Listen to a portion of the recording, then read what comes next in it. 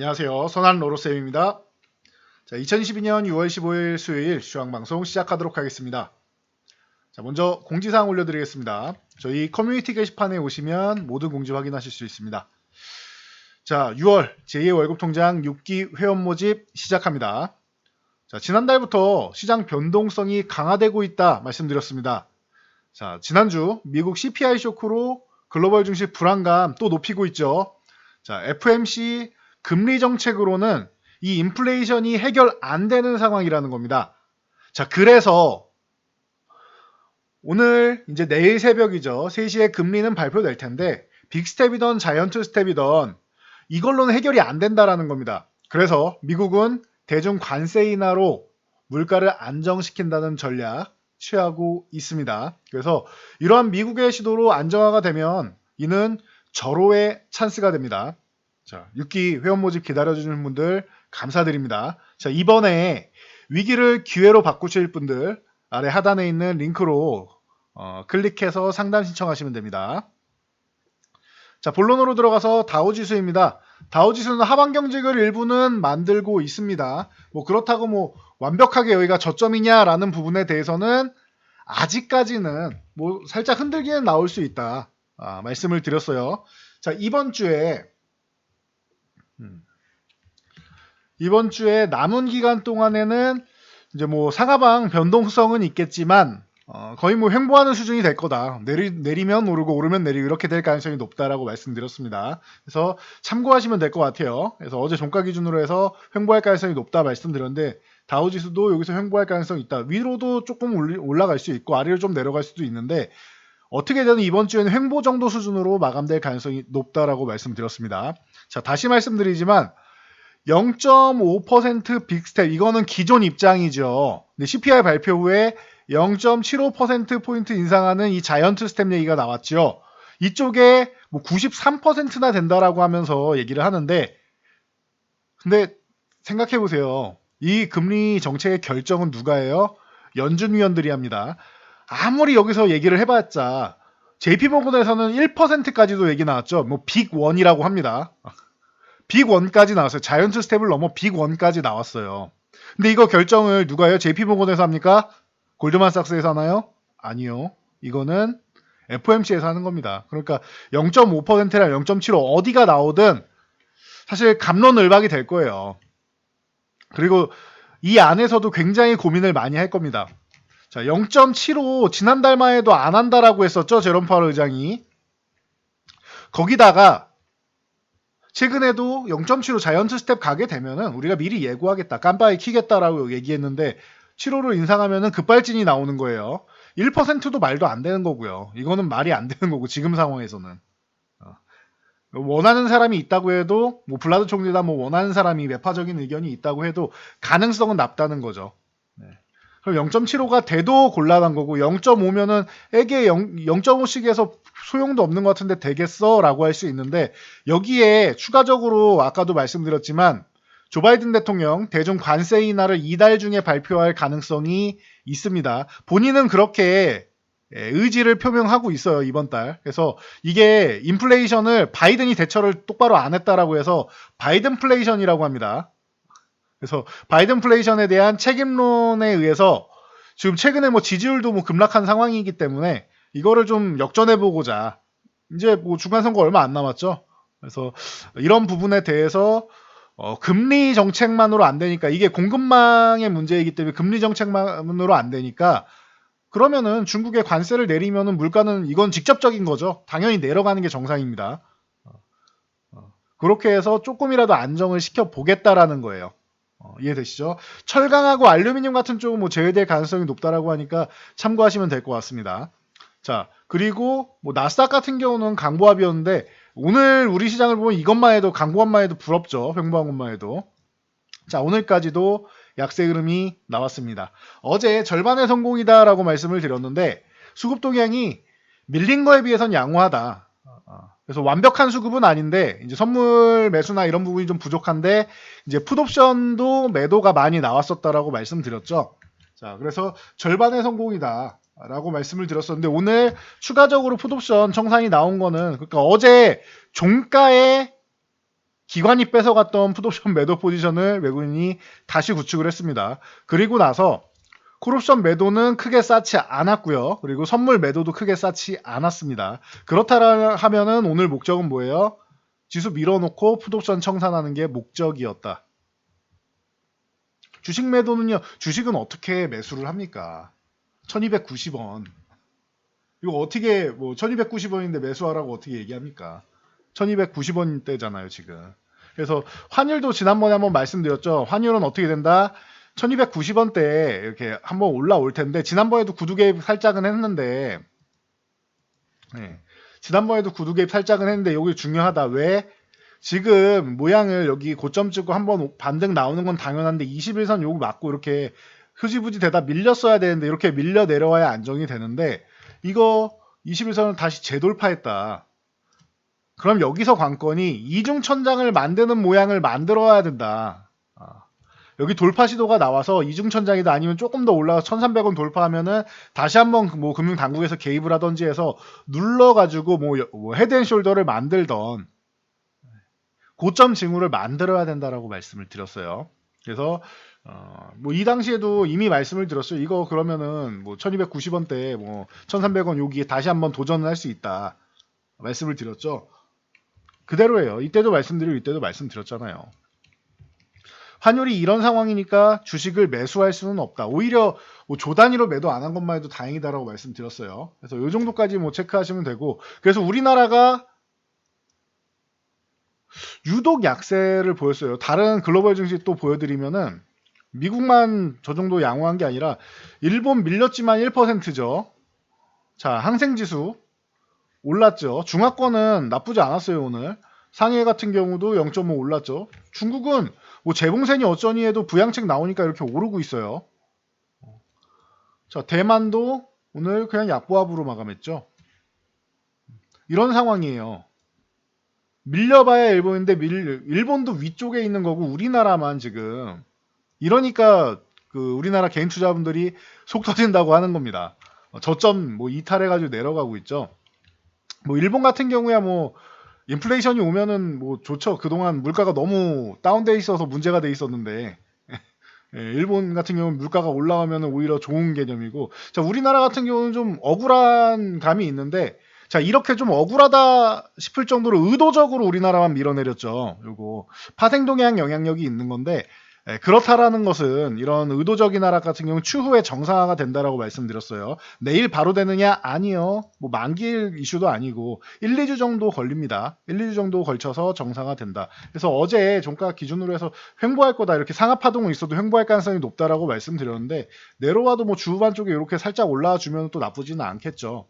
그래서 뭐 좋다고는 할 수 없지만 그 적어도 더 나쁘게는 안 가야 될 거 아닙니까? 그 정도 되고 다음 주 정도에는 반등 가능성이 있다라고 계속 말씀드렸으니까 이번 주 횡보 다음 주 정도에 좀 눈치 보다가 이제 반등 가능성이 있지 않느냐라고 말씀드렸는데 요건 좀 지켜보자고요. 저희는 지금 그렇게 보고 있습니다. 지금 시장을 오히려 바이든이 이제 말씀드린 이 대중 관세 인하 발표되면은 그럼 인플레이션 좀 잡히지 않겠냐라는 얘기는 당연히 나올 거예요. 그리고 저건 직접적인 거니까요.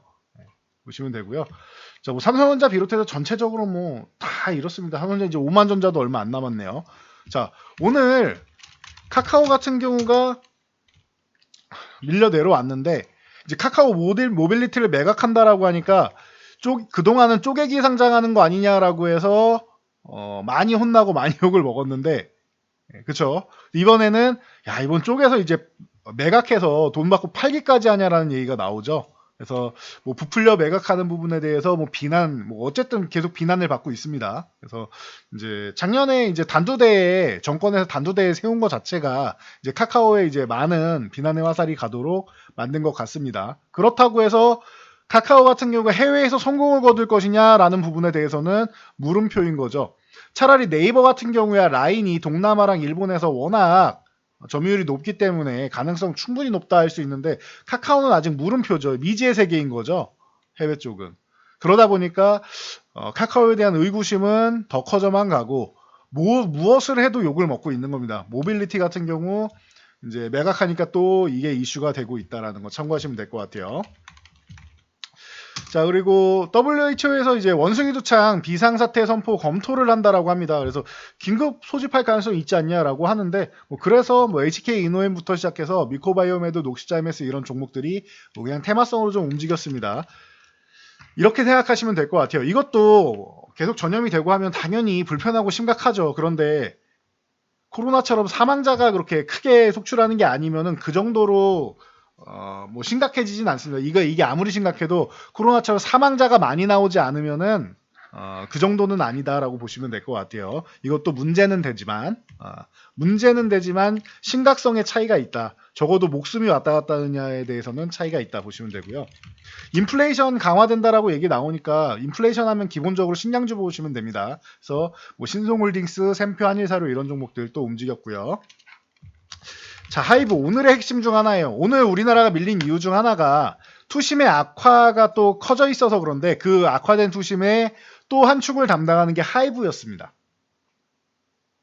자, BTS가 이제 단체 활동을 중단한다라는 얘기가 나왔죠. 이게 본인들 이제 축하 파티 영상에서 뭐 리더인 RM이 뭐 이런 얘기를 했다고 합니다. 이게 우리나라 아이돌들은 성장할 시간이 좀 없는 것 같다. 그러면서 뭐 다이너마이트까지는 내 손바닥에서 내 얘기를 하는 느낌이었는데 그 뒤에 뭐 버터부터 해가지고는 내가 뭘 하고 있는 건지 잘 모르겠다라는 식으로 얘기를 했다라고 합니다. 그러니까 내 목소리가 아니었다라는 거죠. 본인이 가수고 이제 BTS 같은 경우는 뭐 작사 작곡도 다 하는 보이밴드이기 때문에 그럼 내 목소리를 내야 되는데 이게 내 목소리인지 아닌지 모르겠다라는 것이죠. 그럼 자아 성찰이 좀 필요하다라고 해서 그룹 활동을 중단한다라는 뭐 이런 부분에 대해서 얘기가 나오고 뭐 이게 또 퍼져가지고 뭐 해체설까지 나왔는데 그건 아닌 것 같고요. 소속사에서도 급하게 뭐 해명 뭐 하긴 했는데 뭐 시장에선 반응이 없습니다. 이게 왜 그래? 왜 이렇게 되는 거냐? 제 생각엔 그래요. 맞는 말을 한 겁니다. 자아 성찰도 필요하고 본인들도 뭐 9년 동안 됐고 이제 10년 차가 되면은 연습생 시절부터 하면 얼마나 오래됐겠습니까? 10년이 넘었을 거 아니에요. 그럼 본인들도 많이 성숙해졌을 텐데 그런 부분에 대해서 시간이 좀 부족하다? 오케이. 인정할 수 있을 것 같습니다. 자, 그런데 BTS도 나이가 이제 어리지 않습니다. 이제 마청인 진부터 시작해서 이제 30으로 넘어가는데 그래서 올해가 중요하죠. 입대를 해야 됩니다. 자, 대한민국의 뭐 건장한 정상적인 등급을 받은 남자라면 군입대를 해야 돼요. 그럼 어떻게 됩니까? 남자들은 군입대를 통해서 비자발적으로 개별적인 시간을 가질 수밖에 없습니다. BTS도 병역법이 통과되지 않는 이상 비자발적으로 개별적인 자아 성찰의 시간, 개인적으로 성숙해진 시간을 갖게 됩니다. 그러면은 뭐 제 생각엔 그렇습니다. 자, 소속사 입장에서도 그렇고 BTS 입장에서도 그렇고 개인 활동 뭐 제이홉이나 이렇게 그 솔로 앨범 내잖아요. 그 뭐 내는 거는 활동하는 거고 개별적인 시간은 이제 군입대 암시 정도라고 생각하시면 될 것 같아요. 그래서 오늘 이 하락은 좀 과하다. 차라리 더 악재라고 하면은 실제로 우리나라 사람들이 신경을 별로 안 써서 그런 것 같은데 저스틴 비버 같은 경우가 이제 이타칼로닉스를 이제 빅히트 시절에 인수해서 하이브로 바꿨죠. 자, 저스틴 비버 같은 경우가 지금 안면마비가 와 있습니다. 오른쪽 근육 안면마비가 와 있습니다. 그래가지고 이 부분이 월드 투어를 좀 중단한 상태고 휴식을 취하고 있는 그런 상황이라서 오히려 저스틴 비버 같은 경우는 실제로 실적에 타격을 입을 수 있는 직접적인 상황인 거고요. 그리고 군입대는 예정돼 있기 때문에 군입대 전까지는 그룹 활동하고 그리고 굿바이 뭐 하면서 나오겠죠. 그리고 나서 여기서부터가 관건일 것 같아요. 뭐가 관건이냐? 어차피 군입대 하는 거 아니냐? 근데 군입대를 하는데 한 명씩 그냥 차례차례 갈 거냐? 이렇게 한 명씩 차례차례 갔다 올 거냐? 아니면 뭐 예를 들면은 한 절반이 먼저 가고 그 다음 절반 가고 아니면 혹은 동시에 가거나 절반씩 가면은 반토막짜리 유닛으로 활동하면 되겠죠. 그리고 아예 통으로 가면은 한 2년 정도는 공백기가 생길 수 있겠죠. 입대하면서 앨범을 뭐 하나 내놓고 입대를 하고 그 다음 나와서 준비한 거 빠르게 하면은 2년이 조금 안 될 수 있는데 일단 2년 정도는 공백이 있다라고 생각하면 되겠죠. 이 정도 생각하시면 될 것 같아요. 네. 그래서 유닛으로 활동할 거냐 동반 입대를 할 거냐 이런 부분에 대해서 그런 부분만 이제 소속사와 이제 개개인별 이제 합의를 하면 될 것 같고, 이 정도로 보시면 될 것 같습니다. 군입대를 좀 암시한 이런 부분이다라고 생각하시면 될 것 같아요. 자아 성찰은 군대 가서 하면 되죠. 네, 그렇게 생각하시면 되고요.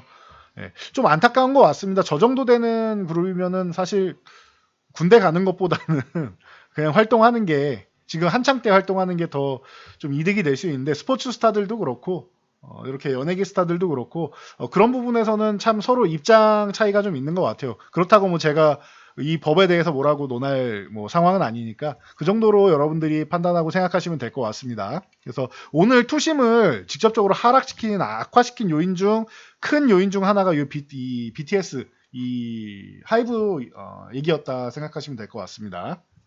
그래서 요 부분 뭐 체크 한번 하시면 될 것 같고 로보스타랑 이제 유일로보틱스 같은 경우는 이제 로봇 관련주들 순환매가 돌죠. 요거 밀렸는데 또 다시 바로 회복 나오는 거 보면 로봇 관련주들 짱짱해요.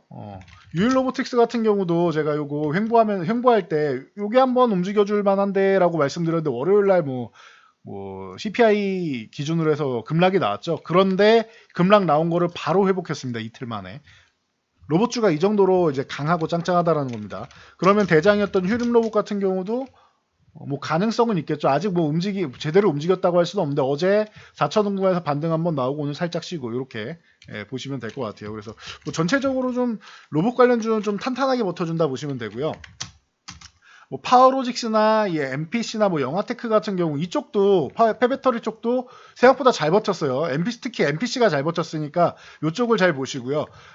아직 안 밀렸으니까 얘 나중에 밀리는 거 아니야라고 생각하실 수 있고요. 자, 파워로직스 같은 경우는 밀렸죠. 밀려내렸으니까 얘는 좀 복구해야 되는 거 아니야라고 생각하실 수 있습니다. 두 가지 다 타당한 의견이에요. 그리고 오히려 잘 버텨준 MPC는 거기서 한번 더 점프할 수가 있겠죠. 자, 내일 뭐 폐배터리 관련해서 오전에 또 정책이 하나 나올 수 있으니까 이건 참고 정도 하시면 될 것 같아요. 그래서 이런 폐배터리 관련주들 한번 보시면 될 것 같고 화물연대 파업이 처리됐습니다. 이거 계속 기다리고 있던 이슈인데 굉장히 주식시장에는 호재입니다. 정확하게는 악재가 해소된 겁니다. 이 안전운임제 연장 시행하는 부분에 대해서 이게 3년하고 폐지하기로 돼 있던 건데 뭐 폐지할 거 뭐하러 합니까? 이거 그냥 연장하기로 합의했다고 합니다. 그래서 연장 시행하는 부분으로 결론이 났고 자동차, 철강, 석유화학, 시멘트, 뭐 주류, 타이어 이런 쪽들 리스크가 해소된다라고 보시면 될 것 같아요. 그러면은 뭐 자동차, 뭐 철강, 석유화학, 시멘트 이쪽 뭐 타이어 다 마찬가지인데 제일 억울했던 섹터 중 하나는 이거 아닌가 싶어요. 하이트진로. 이런 종목들 같은 경우는 리오프닝의 절대적인 수혜주란 말이에요. 우리가 24시간 영업이 가능해지고 모임이 가능해졌다. 계속 얘기 나오죠. 회식. 여러분 주변에서 쉽게 느낄 수 있는 거 아닙니까? 회식. 회식 아니어도 그냥 모임. 다 시작했죠, 다들. 특히 젊은 층부터 시작해서 어마어마하게 뭐 밤새도록 논다고 하죠. 그동안 보복 소비처럼 이제 보복 음주 가무가 시작된 거죠. 실제로 우리 주변에서 일어날 수 있는 일들이죠. 자, 그러면은 소주값, 맥주값 인상했죠. 올해 1분기에 소주, 맥주값 인상했죠. 아직까지 뭐 큰 타격은 입지 않았다라고 해도 뭐 일부 타격은 입었죠. 아주 뭐 결정적인 타격을 입지 않았다고 해도 우려감이 내려오는 건 사실이에요. 이런 식으로. 하이트진로는 뭐 회복될 거라고 보고 있고 요뭐 35,000원 구간, 35,000원에서 35,000원 이 구간 올라오면은 또 좋아질 수 있다라고 봅니다. 2분기 실적은 그냥 무조건 좋지 않나라고 저는 생각해요. 컨센서스를 너무 높게 잡지만 않으면 돼요. 못하던 회식하고 못하던 모임 하는데 당연히 좋아지는 거 아닙니까? 실적은. 거기다 가격까지 올렸어요. 그럼 당연히 좋아진다라고 보시면 될 것 같습니다. 이 정도까지 말씀드리고 그 외에 아까 말씀드렸던 업종들 잘 보시면서 해당 업종들 조금 살아날 수 있겠구나 생각하시면 되지 않을까 싶습니다. 자, 오늘은 여기까지 말씀드리고 물러가도록 하겠습니다. 요즘 어려운 시장 뭐 지속되는데 뭐 말씀드렸듯이 이번 주까지는 좀 보수적인 경향이 있고 이게 뭐 FOMC 끝나면 되는 거 아니냐라고 생각하실 수 있는데 뭐 미국의 포지션은 제가 정확하게 따질 수는 없지만 이번 주가 뭐 만기일이기 때문에 금요일이 미국 만기일까지 뭐 만약에 거기까지 리스크를 생각한다라고 하면 그 전에 반등 나올 수도 있겠지만 생각한다라고 하면은 다음 주 초 정도까지는 그냥 눈치 보고 그 이후에 반등 가능성이 있지 않느냐 정도로 체크하시면 될 것 같습니다. 자, 저는 이만 물러가도록 하겠습니다. 여러분들 혼자 하기 어려우시다면은 아까 말씀드렸듯이 저희 서비스 가입 및 상담 문의 이쪽으로 상담 신청 남겨주시면 되고요. 영상이 도움되셨다면 여러분들 주변 분들께도 저희 채널 추천 한번 부탁드리겠습니다. 자, 영상 잘 참고해서 모두 안전 투자하세요.